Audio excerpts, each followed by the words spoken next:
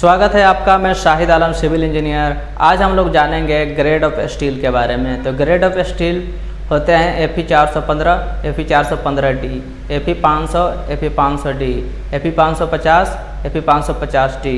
जहाँ Fe indicate करता है आयरन को और D इंडिकेट करता है डक्टिलिटी को।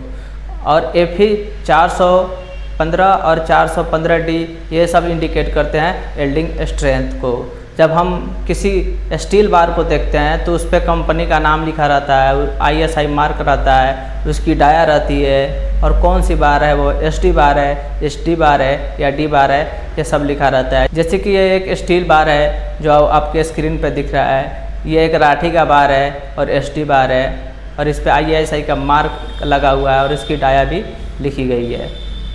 तो जब भी हम स्टील ग्रेड ऑफ स्टील की बात करते हैं तो ग्रेड ऑफ स्टील में 3 चीज़ आती है: यील्डिंग स्ट्रेंथ, टेंजाइल स्ट्रेंथ और एलोंगेशन। हर किसी का टेंजाइल स्ट्रेंथ अलग अलग होता है और एलोंगेशन अलग अलग होता है। तो आइए जानते हैं यील्डिंग स्ट्रेंथ और टेंजाइल स्ट्रेंथ के बारे में। Fe 415 का यील्डिंग स्ट्रेंथ होता है 415 न्यूटन पर mm² और टेंजाइल स्ट्रेंथ होता है 458 न्यूटन पर mm² और इसका एलोंगेशन होता है 14.5%। Fe 415D का यील्डिंग स्ट्रेंथ होता है 415 न्यूटन पर mm², टेंजाइल स्ट्रेंथ होता है 500 न्यूटन पर mm² और इसका एलोंगेशन होता है 18%। Fe 500 का होता है यील्डिंग स्ट्रेंथ 500 न्यूटन पर mm² और टेंजाइल स्ट्रेंथ होता है 545 न्यूटन पर mm² और इसका एलोंगेशन होता है 12%। Fe 500D का यील्डिंग स्ट्रेंथ होता है 500 और टेंजाइल स्ट्रेंथ होता है 565 न्यूटन पर mm² और एलोंगेशन होता है 16%। Fe 550 का यील्डिंग स्ट्रेंथ होता है 550 न्यूटन पर mm² और इसका टेंजाइल स्ट्रेंथ होता है 585 न्यूटन पर mm² और इसका एलोंगेशन होता है 10%।